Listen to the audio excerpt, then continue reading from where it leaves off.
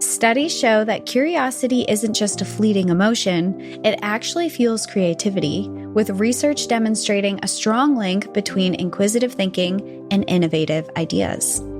And history proves it. Some of our brightest ideas come from the most ordinary moments. Take Mary Anderson, a real estate agent who saw a New York City streetcar driver struggling in a snowstorm, wiping the windshield by hand, who went on to invent the first windshield wiper in 1903. Or Marianne Donovan, a homemaker tired of soggy diapers, who stitched together the first waterproof diaper cover from a shower curtain in 1946, paving the way for today's everyday convenience. These inventors weren't scientists or engineers. They were everyday people with curious minds. Their stories remind us that extraordinary innovation can arise from common experiences, driven by curiosity and the courage to ask, what if? It's the proof that brilliance wears no uniform and that genius can exist anywhere. This is Watch Her Cook.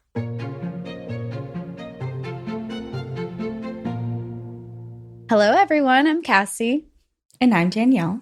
Welcome back to Watch Her Cook, a podcast dedicated to sharing the incredible lives of women who have taken their power back throughout history. I really enjoyed the intro because I love hearing stories of inventors, because I think when I was a kid, I heard the quote, I'm going to botch it, but something along the lines of, what do you wish existed in the world? Think about that and then create it. Mm-hmm. And it's kind of as simple as that. Like, I think when we grew up, we thought of inventors as kind of like you mentioned, in uniforms, in a lab, with glasses and lots of paperwork with lots of very complicated equations around them. And it just felt kind of out of reach.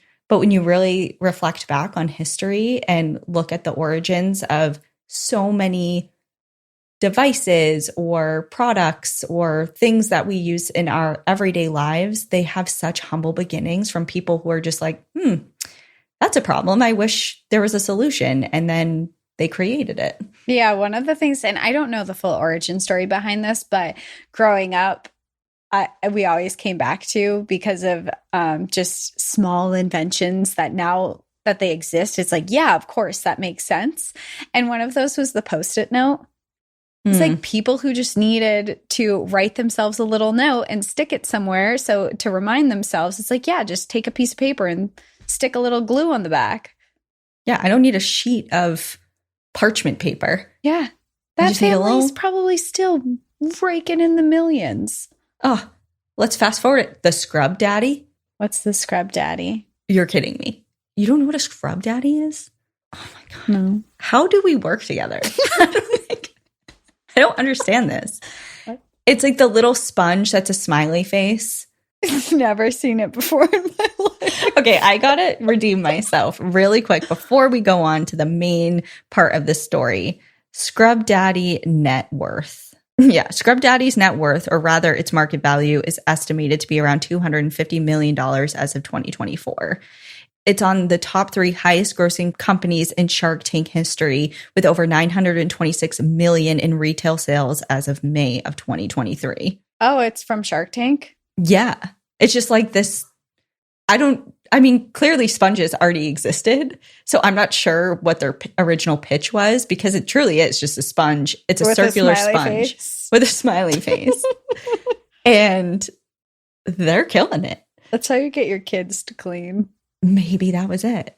Wow. I've never seen this before in my whole entire life. Well, now it's going to be everywhere. You're going to see it. You're going to take a picture of it and you're going to send it to me. And I just Googled it. So now all of my ads on all of my social media will be Scrub there Daddies. You go. And there's the Scrub Mommy too now. Because it started as Scrub Daddy and it's pink. If I could have just invented something like that. Oh, imagine. That's why I'm always like, what does this world need? What do we need? What don't we have yet? A simple convenience that we're looking for that we don't have yet. And that's the key, simple convenience. That we would use often. We'll circle back to that. Let's think about that while we talk about the woman of today's episode. And her name is Hedy Lamarr. who, spoiler alert, is an inventor herself.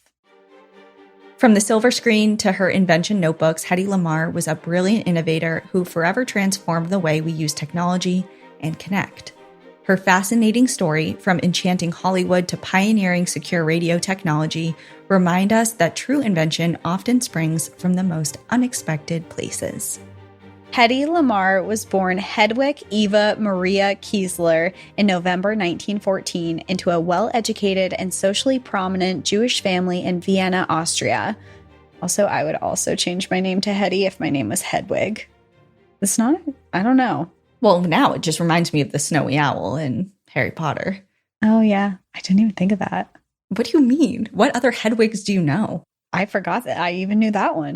Oh. Well, now you know too.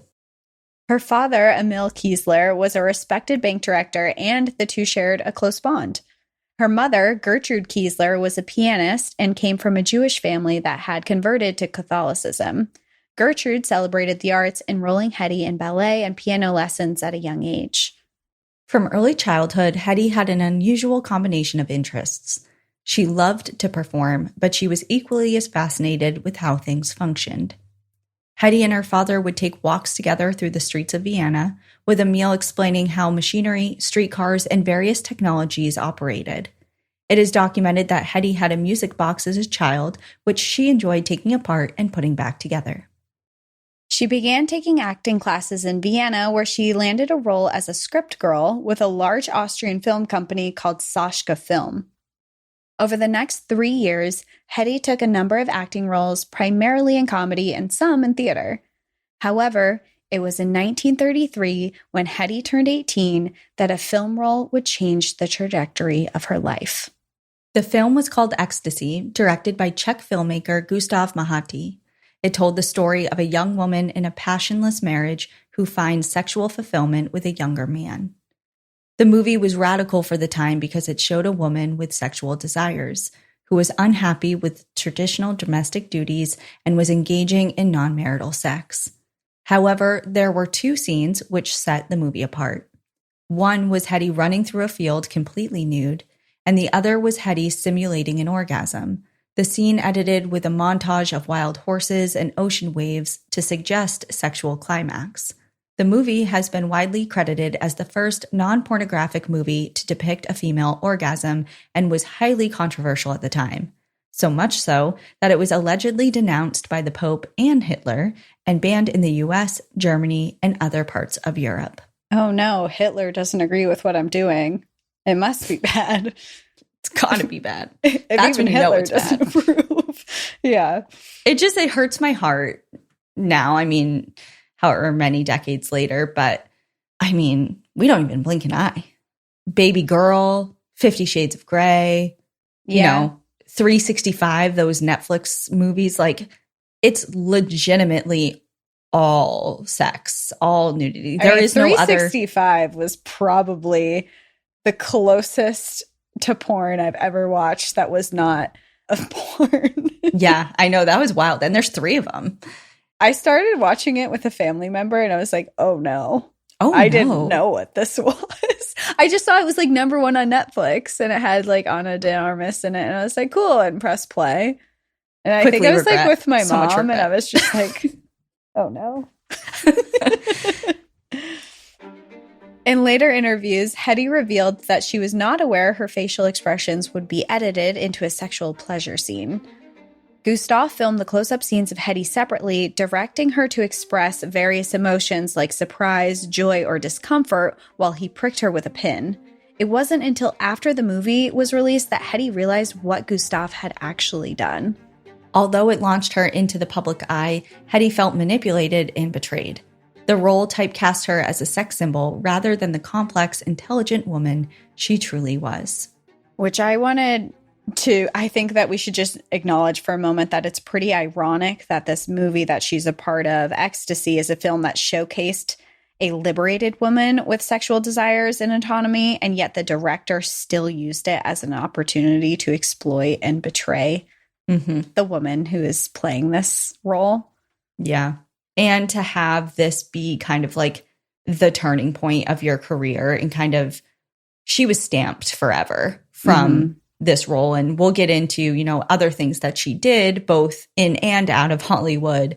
But forever, she was kind of marked by this experience. And it was one that she couldn't ever quite shake or break out of in a way, you know, and to have that initial experience be one that she didn't even fully participate in willingly or knowingly. Yeah. Is hard. It's violating, you know, she didn't consent to being viewed in this light and to put an emotion that she was trying to portray as being confused or shocked, to throw that into a sex scene. And then she's watching it for the first time, like, wait a minute. Right. And she's seeing it for the first time as all of the viewers too. I can imagine the amount of betrayal that she felt in those moments. And, you know, we're still seeing versions of that today, especially in Hollywood. I mean, you hear all the time different stories of actors and actresses stepping forward during or after filming of certain movies with all of this testimony of like, I felt violated, or this didn't go down right, or I was duped or manipulated. And it doesn't just happen to women, but, you know, it tends to be that way. Mm-hmm. So in that way, it hasn't changed a ton, even though in this context, like the sex and things that really shocked people, we're kind of desensitized to that now. It's not as big of a deal. And it's almost expected, you know, like sex sells. People want to see that. It's not something that people are shocked by, but still, like, there's still betrayal and stuff and people taking advantage of others. It's just a tale as old as time. Yeah. And I think just it's hard because you hear these stories that are happening, but by the time we hear them, they're 5-10 years past. So even when this was happening to Hedy, we didn't know this at the time. You know, This is something that we know in retrospect now. So when you look at things that are happening today, it's like, what do we not see right now that is happening to people that's going to come out in 5 years from now when people finally feel comfortable talking about it or however that comes out. So I feel like when we're talking about this, like you said, it's a tale as old as time, and it's being replicated throughout, and especially in places like Hollywood. In the wake of the controversy, Hedy met Fritz Mandl, a wealthy Austrian industrialist and owner of a munitions company who was 14 years her senior. Although he was raised Catholic, his father was Jewish. Fritz was not a member of the Nazi Party, but he was politically aligned with Austria's fascist movement and Mussolini's Italy, supplying arms to fascist forces, which makes him seem like he was politically aligned with them, or at least monetarily aligned with them. In a business sense, at the very least. Yes. He was infatuated with Hedy, but also resented the attention she attracted, especially because of how soon it was after the release of Ecstasy. Humiliated by the film's lingering notoriety, he desperately tried to erase her past by attempting to buy and destroy every copy of the movie and forbidding her from continuing her acting career. And before I go on, I really hate to ask you this, but do you know the Flag Guy? I've never heard of the Flag Guy in my entire life. Okay, he's on social media. I believe his first name is Dustin. I forget his last name. But he stitches together different social media clips. And it's red flag, green flag. Yes. And he runs around. Oh my God. I have seen him. Oh my God, we're back. We're aligned. But yes, he's the Flag Guy, and he'll like play a little clip of somebody and then either do a red or green flag depending on the person's behavior. And it's usually like out of breath with a giant flag running back and forth across the fields. Yes. So it's usually in relation to different arguments or interactions between somebody who's clearly in a romantic relationship, and the way he would be the biggest red flag for this guy. I mean, controlling, jealous.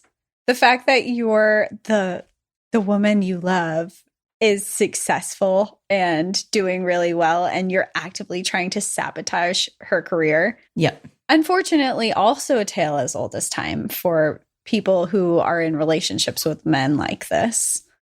When describing the marriage, Hedy says, quote, Fritz was the absolute monarch in his marriage. I was like a doll.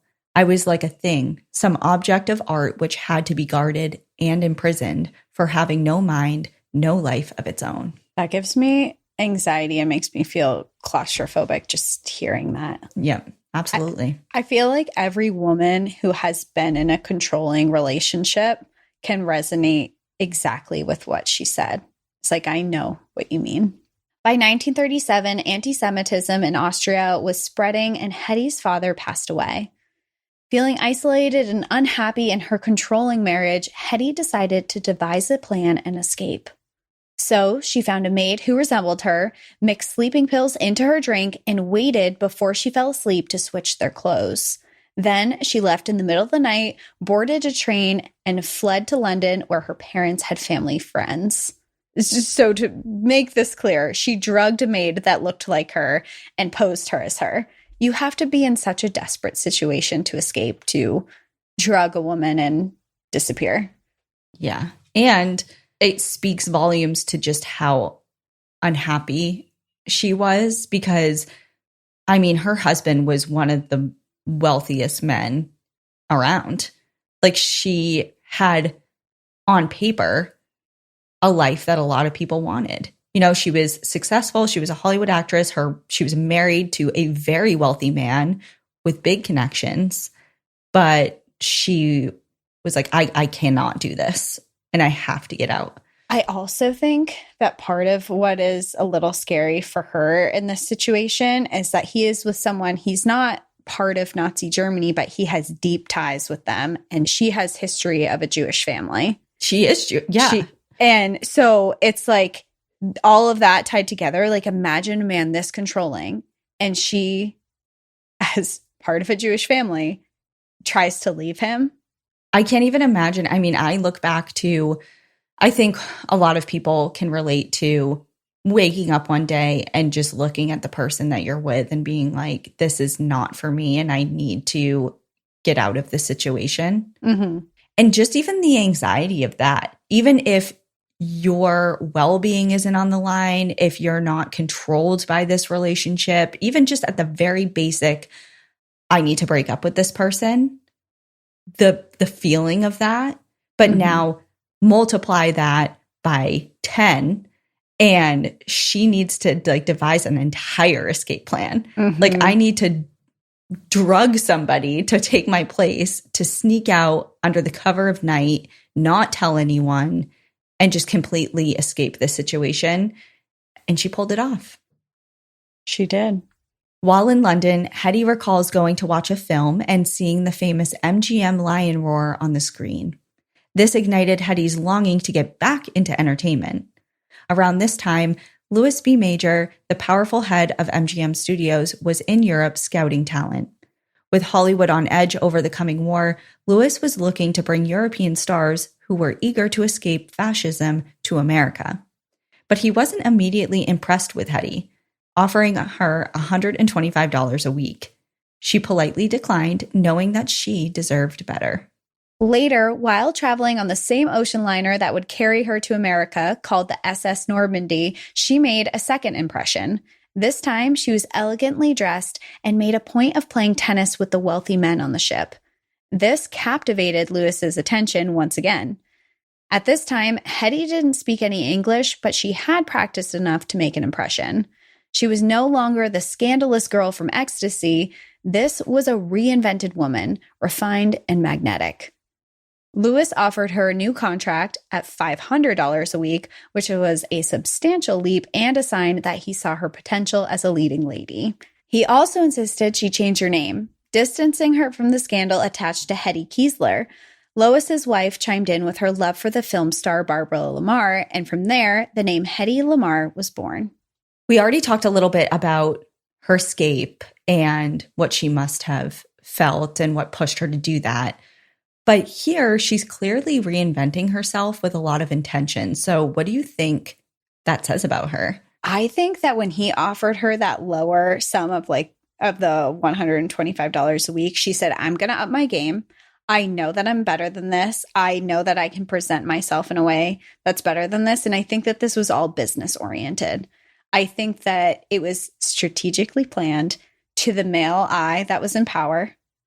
And she knew, I feel like the men probably thought that they were the one up, like, oh, okay, I'll offer you 500. But she was the one in the background that was like, I know exactly what to do to get you to offer me that money. Oh, yeah. She knows how to play her cards. Mm-hmm. I think she's very intelligent. She's playing to the male gaze in a way that will position her in a place of power. Mm-hmm. It's not like she's just at their mercy. She's very, like you said, strategically doing this. She knows what she's doing, and she's doing it on purpose. Mm-hmm. It's not like, oh, yeah, I just happen to be so beautiful. Thank you so much for noticing. I never even knew that. It's like, yeah, I know. Now pay me. Yeah. And like you said, I think that she was doing this where she recognized that these men are in power, and she said, you know, I'm going to turn the table on this, and I'm going to be the person in power, and this is the way I'm going to do it. Yeah. And also, just a little quick thing before moving on. It's not like a huge thing, but when she was sitting in the movie theater and she hears that line war, the classic MGM. We all know opener, we all know it. And just it just made me feel so happy for her, because it wasn't even an initial, this is my calling moment, because she was already in Hollywood. But I feel like through her relationship with her husband, that she had just escaped that relationship, she kind of lost herself a bit, and or parts of herself were taken away, I should say. She wasn't lost. It was removed from her, stripped from her. And because her husband didn't want her being out there and other people noticing her beauty and her talent and her worth. He was just wanting to keep her for himself, and just hearing the roar and being like, no, this is what I want to do, and I'm going to do it. Like, I just really loved that. I love that too. And that moment sparked the rest of her career, because not only did she leave that relationship and have that moment that you're speaking of, but all this stuff that he stripped from her, not wanting her to be the spotlight, and to be this, people to know her beauty. Not only did people go on to know her beauty, but she became one of the most well-known people in Hollywood to ever exist. Yeah, she reclaimed all of that and more. Long gone are the days of waiting to be seen in a doctor's office only to have that awkward conversation with your healthcare provider. Wisp gives you access to sexual and reproductive healthcare from the comfort of your home. Get treatment for BV, yeast infections, UTIs, and much more delivered directly to your home or ready for pickup at your local pharmacy in less than 3 hours. The best part? Wisp is discreet, convenient, and you don't need medical insurance to receive care or prescription medication. Visit us today at hellowisp.com.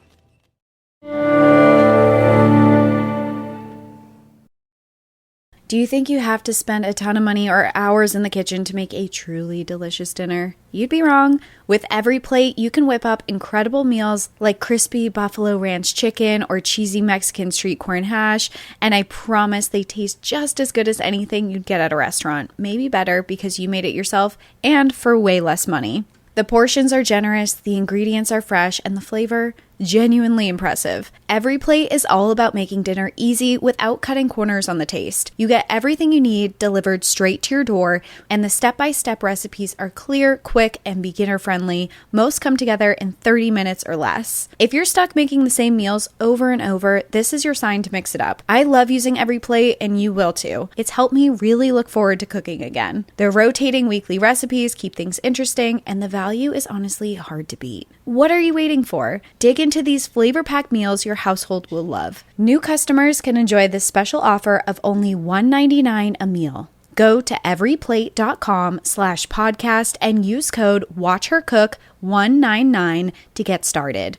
Applied as discount on first box, limited time only.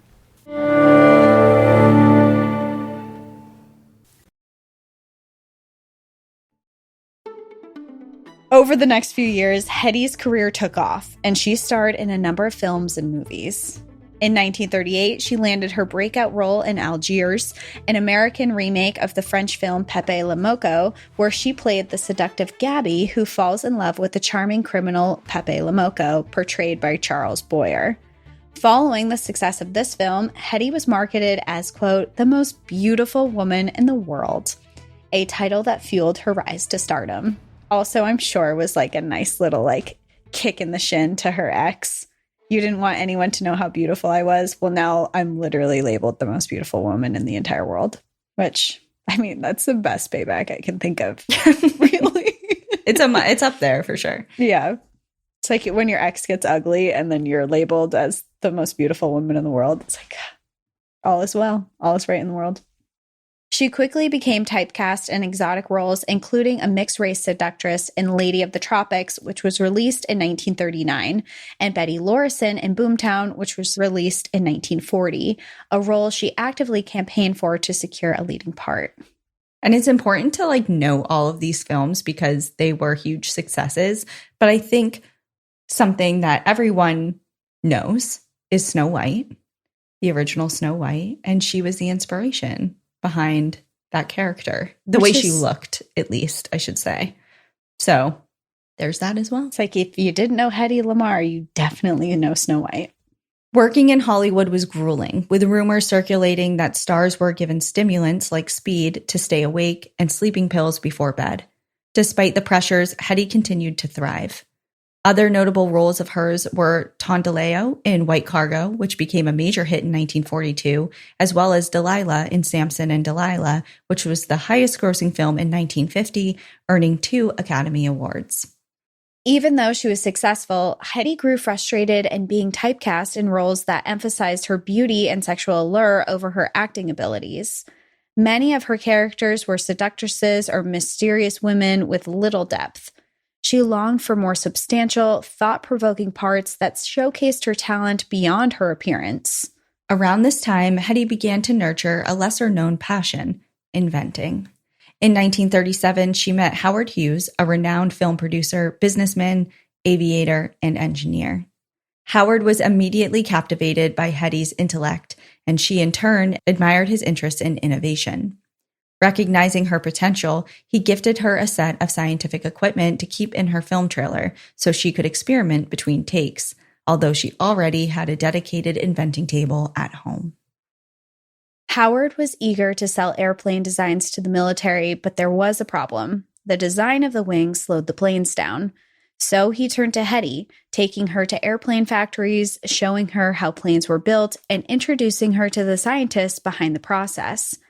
Inspired by her observations, Hedy purchased 2 books, one about the fastest fish and another about the fastest birds, studying how their fins and wings were optimized for speed.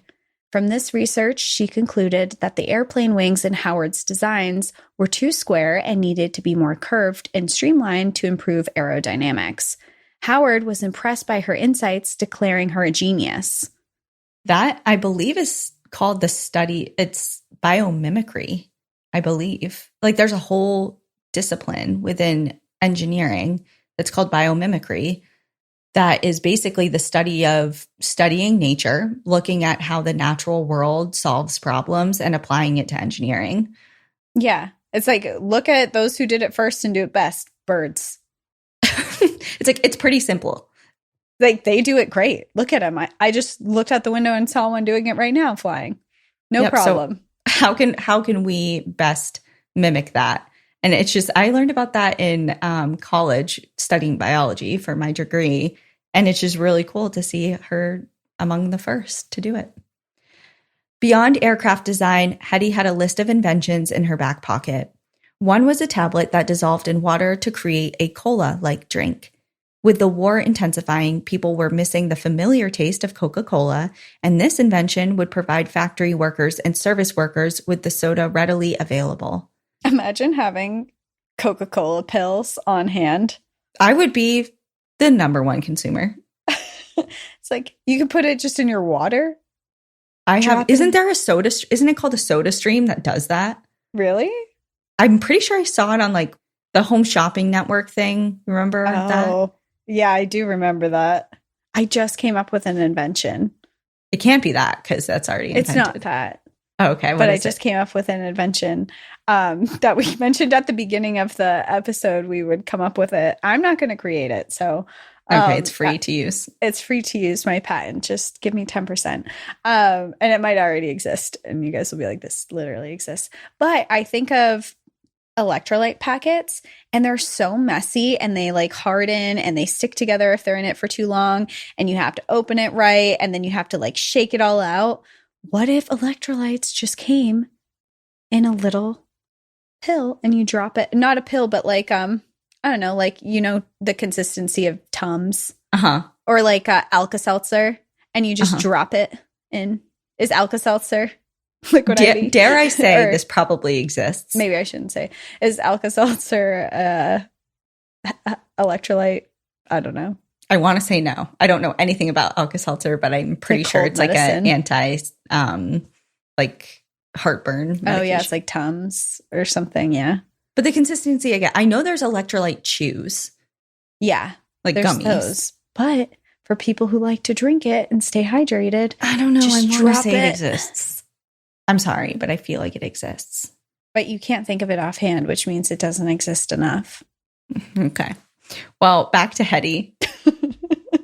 Well, going back to her cola tablet, unfortunately, the varying water qualities across different cities meant that the tablet didn't dissolve consistently, and the idea wasn't a commercial success. So that's something you're going to have to tackle if you're going to produce this electrolyte tablet that probably already exists and already I'm not producing it. I'm just collecting 10% from whoever's listening that does. Okay. Other documented inventions included a chair that swiveled in and out of the shower for the elderly, an improved system for traffic lights, and a fluorescent dog collar. Richard Rhodes, a historian who wrote a biography about Hedy, says, quote, "If you've ever been around real inventors, they're often not people with a particularly deep education. They're people who think about the world in a certain way. When they find something that doesn't work right, instead of just swearing or whatever else the rest of us do, they figure it out." In an interview, Hedy echoed the sentiment by saying, quote, "Inventions are just easy for me to do." Some people just see the world in a different way, and things that confound others come very easy. And I don't think it's that outlandish that inventions were easy for her. Just because she was the most beautiful woman in the world doesn't mean that she also wasn't intelligent. I know. Cut that narrative that beautiful women aren't intelligent, because women do it all and have since the beginning of time, no matter what they look like. In 1940, as World War II escalated, Hedy was under contract with MGM and was prohibited from speaking publicly about her political or religious beliefs. According to later accounts, she did not openly identify as Jewish, likely a protective measure for herself and her family given the rise of Nazi persecution. Still, she was deeply affected by the war and considered leaving Hollywood to join the newly formed National Inventors Council in Washington, D.C., a U.S. government organization that served as a clearinghouse for people's inventions with potential military or defense applications. By this time, Hitler had taken control of France and had turned his focus to Britain with Mussolini's support. The Battle of the Atlantic, where German submarines, called U-boats, were targeting Allied merchant ships carrying food, weapons, fuel, and troops in the Atlantic Ocean, was also in full force. The Germans had highly effective torpedoes that relied on their strength, speed, and precision to launch from their submarines onto other boats.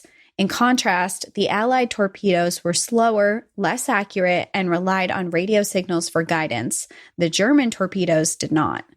This posed a major problem for the Allied boats. German forces could detect and interfere, or jam, the frequencies used to control the Allied torpedoes, disrupting military operations and making the launches ineffective. This is a topic that Hedy had inside knowledge about through her marriage with Fritz Handel. She would often be present at his estate gatherings with weapons engineers and technical advisors, where discussions about military innovations were common. It was during this time that her inventive mind began to shine, because she thought, what if there was a way that they could prevent the Germans from interfering with their frequency? In 1940, Hedy sought out George Antheil at a dinner party. He was a successful American composer known for his experimental music film scores. The two immediately connected over their shared inventive spirit and concern for the war. George's younger brother, Henry, was on board a plane that was shot down by 2 Soviet soldiers, making him one of the first Americans killed in World War II. George later recalled, Hedy said that she did not feel very comfortable sitting there in Hollywood and making lots of money when things were in such a state. She left her number in lipstick on George's car window, knowing that he would be able to help her with an idea that could solve frequency jamming. She called her idea frequency hopping. Some records suggest that the idea was solidified when the two were playing piano together. During their late-night brainstorming sessions, one would recite a popular song on the piano, and the other would quickly recognize it and join in. They realized that when 2 musicians know the same song, they could navigate the keyboard in perfect sync. But if someone doesn't know the song, they have no idea which keys will be pressed next. As a composer, George was known for his piece Ballet Mécanique that was played by mechanically synchronizing 16 pianos. The pianos were fed the same piano rolls, long strips of perforated paper that controlled which keys were played at what time. This, in theory, would allow multiple pianos to play the same song simultaneously. This concept became the blueprint. What if they used 2 synchronized clocks, one on the ship and one on the torpedo? The signal would shift continuously across 88 frequencies, the same as the number of keys on a piano, every split second. The hopping would make it extremely difficult for the enemy to track or jam the transmission, keeping the communication secure. They knew they had to find a way to put this idea into action. As someone who is not musically inclined at all, like the whole idea of this is something I would never think of. And still, even as you're explaining it, I don't fully understand. But I don't either. I feel like even with my limited understanding, I feel like it makes sense because there's like this synchronicity that's happening that they understand throughout their knowledge around music that they're interpreting into this. But I mean, I think it makes such sense because it's so confusing for other people. I still don't even. So I watched a documentary on Hedy, and I believe it was produced by the BBC, but don't quote me. It was called Hollywood's Brightest Bombshell, the Hedy Lamarr story. And in it, they kind of like try and convey this exact thing in schematics and kind of trying to visually convey how this makes sense. And I was like, I'm even more lost. This made it worse. I don't understand what is going on. It's brilliant. But it's one of those things that I just can't get a grasp on. And that's okay because they did. That's all that matters. They walked so we could run. Is that the saying? They walked so we could talk about this on Wi-Fi. They sure did, because we're going to get into how this all connects to Wi-Fi and why you're even able to listen to this from wherever you are. In December 1940, Hedy and George submitted their invention to the National Inventors Council. The council connected George with a professor of electrical engineering at the California Institute of Technology to help develop a working prototype of their concept. They filed the patent for a, quote, secret communication system on June 10th, 1941, which was granted by the U.S. Patent Office on August 11th, 1942.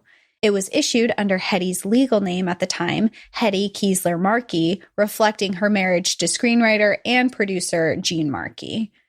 Confident in their work, Hedy and George pitched their idea to the U.S. Navy only for it to be rejected. The Navy felt the clockwork piece would be too bulky to fit into a torpedo. As a result, Hedy and George shelved the invention and went back to their regular lives. The National Inventors Council suggested that Hedy use her celebrity status to sell war bonds. She would do this during her live productions by promising a kiss with the lead in exchange for the audience buying war bonds. It is estimated that Hedy raised $25 million in 1942, a staggering $493 million today. But this wasn't the last we would hear of frequency hopping. Man, the power of a woman. She offers to kiss someone and she raises $493 million worth of money today. Yeah. I mean, All it's kind for a of good like cause. for a good cause. Yeah. But at the same time, it's, and referring back to that documentary, they did a good job kind of just doing this juxtaposition of this amazing, brilliant idea and working together to create something that had so much potential. And they were like, yeah, that's not going to work. Why don't you just go use your body and your sex appeal to raise some money for us? Yeah, that's a good point. And it was just it was hard because, yeah, she did what she could for the war effort, but she wanted to do this. Like, she wanted to use her mind and really make a difference, but she was just boxed into, no, why don't you just do what you do best or what we think you do best? Mm-hmm. And that's by using your looks. And she's like, I get it. I know I'm pretty. The world thinks I'm pretty. I'm labeled the most beautiful woman in the world, but I actually have a lot to bring to society. And I have these really good ideas. Yeah. And I mean, still, I think it is impressive. I'm not taking that away. The amount of money that people will give a beautiful woman to this day is astounding. But I totally hear you. I mean, there's a reason OnlyFans does numbers, okay? There is. And it's because people are willing to pay to see some things. Things that Hedy was not doing. No, but it translates is what I'm saying. You get where my mind is connecting the dots. Yes, for sure. Okay, thank you.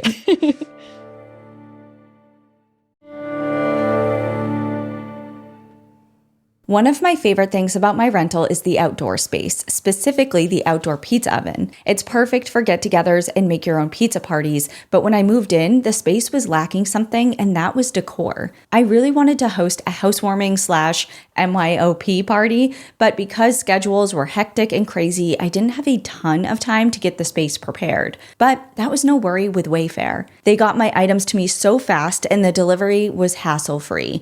I needed some seating options, an outdoor rug, and some garden lighting for ambiance, and I got it all from Wayfair. They've got you covered for all your decor needs, from conversation sets, chase lounges, lawn games, planters, heaters, outdoor bars, and so much more. Their online section of outdoor items makes it super easy to find exactly what's right for you, what's calling to you, what your needs are, what the vibe you want to create is, and now is the time to do it. With summer upon us, everyone is really anxious to be outside, so make it stylish and comfortable with Wayfair. And for those rainy days, they've got you covered too. No matter your space or your budget, there's something for every style and home with free and easy delivery. Shop outdoor furniture, grills, lawn games, and way more for way less. Head to wayfair.com right now to explore a huge outdoor selection. That's WAYFAIR.com.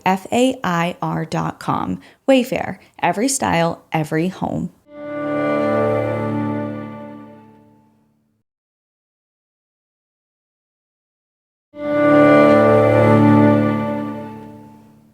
When it comes to grocery shopping and meal planning, I've got this problem. I want to eat healthier, but I just don't have the time or energy to plan it all out, let alone roam the grocery store aisles after a long day. I get overwhelmed, grab random stuff, and end up eating the same 3 meals on repeat. But that has all changed thanks to Hungry Root. It's honestly the easiest way I've found to eat healthy without the stress. Hungry Root is having your own personal nutritionist and grocery shopper rolled into one. You tell them your dietary preferences, health goals, even the foods you don't like, and they fill your cart with smart, personalized recommendations. The best part? It gets better over time. The more you use it, the more it learns what you like. Whether you're looking to go gluten-free, dairy-free, high-protein, anti-inflammatory, you name it, Hungry Root's got options. And the meals? So quick. I've made full dinners in 15 minutes flat. Plus, they don't just send meals. You get healthy snacks, smoothies, ready-to-eat foods, even supplements. And everything is made with clean ingredients. No artificial junk, no weird preservatives. I've discovered so many new things I never would have picked out on my own, and I've actually been excited to cook again. I really do love it, and I know you will too.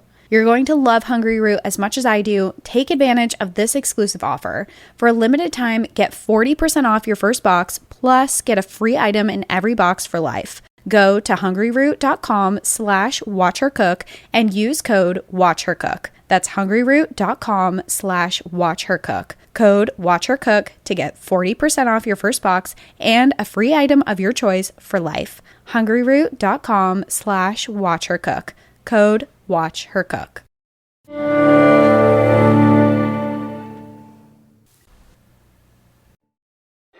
Rumors circulated that Hedy had stolen the idea after hearing it in one of her ex-husband Fritz Mandel's board meetings, because of course a beautiful woman couldn't come up with an idea all on her own. She had to learn it from a man. Engineer and pioneer at Massachusetts Institute of Technology's Lincoln Laboratory, Robert Price, called Hedy the, quote, Mata Hari of World War II, a reference to the exotic dancer who was convicted of being a spy for Germany during World War I. While Hedy did acknowledge overhearing conversations, she rejected the accusation that they had come up with the specific idea of frequency hopping. Hedy was, however, largely inspired by Philco Magic radios, a dialer that used low-frequency radio pulses to change the radio station on machines nearby when the dial was turned. This is apparent, as images of the machine were sketched in her invention notebooks. Hedy and George were not alone in seeking secure communication methods. For example, Harvard-trained physicist Ellison Purrington filed a patent application in the early 1940s for a system for reducing interference. He proposed a method of wobbling the frequency to prevent frequency jamming. However, his design was never built. So 2 things really quick, just before we move on. Number 1, if you're not first, you're last. Okay, if you have an idea, you got to do it because it's probably going to pop up on other people's radar at some point. And you just got to strike while the iron's hot and just do it. And secondly, the insinuation that this couldn't have possibly been Hedy's idea. I know you kind of made a comment about it just while reading. But it's like, just take that at a very basic level. If that really was truly their idea, it's a room of the most powerful, wealthy men. Why wouldn't they have pursued it on their own? Right. And there's no basis behind that either. They're just saying, they're like, oh, a man must have come up with it. It's like, okay, who? But I'm saying, like, even if they did, playing devil's advocate, say they did. Say, she did overhear this exact and she suddenly learned how to implement it from one conversation she overheard. I just don't understand why it wouldn't have already been done, pursued by them. Why did she have the time to go through with it and claim it as her own? It just doesn't make sense. Too. Yeah, I mean, the whole thing is trash, but I just wanted to but I digress. Say that. But I digress. By the 1950s, the electronics manufacturer Silviana was actively involved in developing a working frequency hopping system for secure submarine communications. While exact details remain classified, some believe that it echoed Hedy and George's system of synchronized electronic frequency changes between transmitter and receiver. By 1962, the U.S. Navy had adopted frequency-based secure communication aboard ships during the Cuban Missile Crisis, demonstrating its effectiveness in real-world military operations. Unfortunately, Hedy and George's patent expired in 1959, just before frequency hopping was considered for practical use. This meant that future tech developers did not need to license or cite Hedy and George's work. When car phones began gaining popularity in the 1970s, the concept of frequency hopping allowed more users to share limited radio spectrum efficiently, laying the groundwork for later cellular and wireless technologies. By the 1990s, frequency hopping was so fundamental that the Federal Communications Commission, which is an independent U.S. agency responsible for regulating communications, approved its use in unlicensed radio bands, enabling the development of technologies like Bluetooth and components of Wi-Fi. These systems, along with others like GPS that use related spread spectrum methods, are built on the same core principle envisioned by Hedy and George: spreading a signal across multiple frequencies to reduce interference and enhance security. It wasn't until she was in her 80s that the groundbreaking invention credited to Hedwig Eva Maria Kiesler was publicly recognized as the iconic actress Hedy Lamarr. In the 1990s, Hedy was given recognition when she received the Electronic Frontier Foundation's Pioneer Award. Today, she is celebrated as the, quote, mother of Wi-Fi, not because she directly invented the technology, but because her early vision of secure, frequency-hopping wireless communication played a part in laying the conceptual foundation of the modern systems that we rely on today. After the invention, Hedy returned to entertainment, releasing her final film in 1958.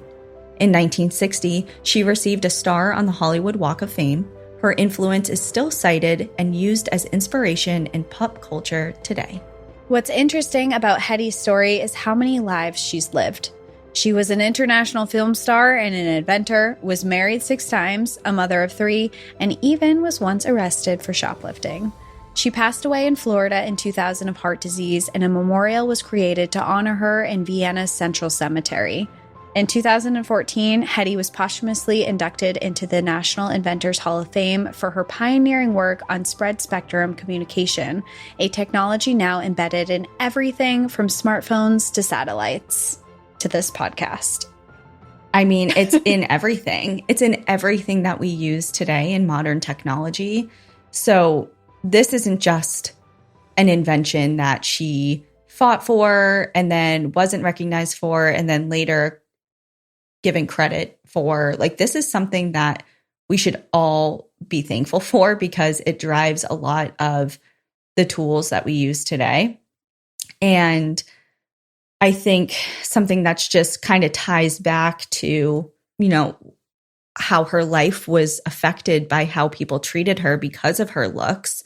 When she got recognized and given this award when she was still alive, in the 90s, and she was recognized for this, again, in that documentary, her son, one of her children, accepted it on her behalf. And she called in, and said a little something into the microphone, but she didn't attend because she had received so many botched plastic surgery procedures to try and upkeep this beautiful look throughout her life. And she was just really ashamed of how she looked. And she was afraid of how the public would react. And she kind of became this recluse because of that, not because of anything that it wasn't like she didn't want to be a part of society anymore or anything like that. It was all just tied to fear of how people would respond to her not being this bombshell anymore. And I just find that so sad. My heart aches for her because her whole life, all of her value, at least in how the public viewed her and how she was treated for so much of her life, was just tied to her superficial looks. And she knew she was so much more and capable of so much more.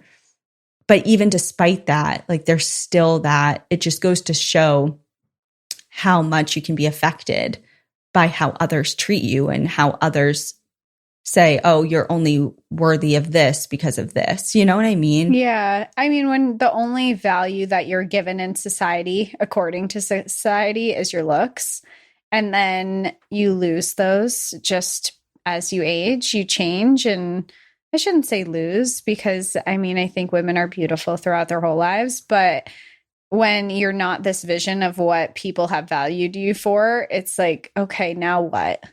And what do I have to offer? Yeah. They're not going to think that I'm worthy of anything, even in a ceremony dedicated to her, to her for her mind, and something that she helped create.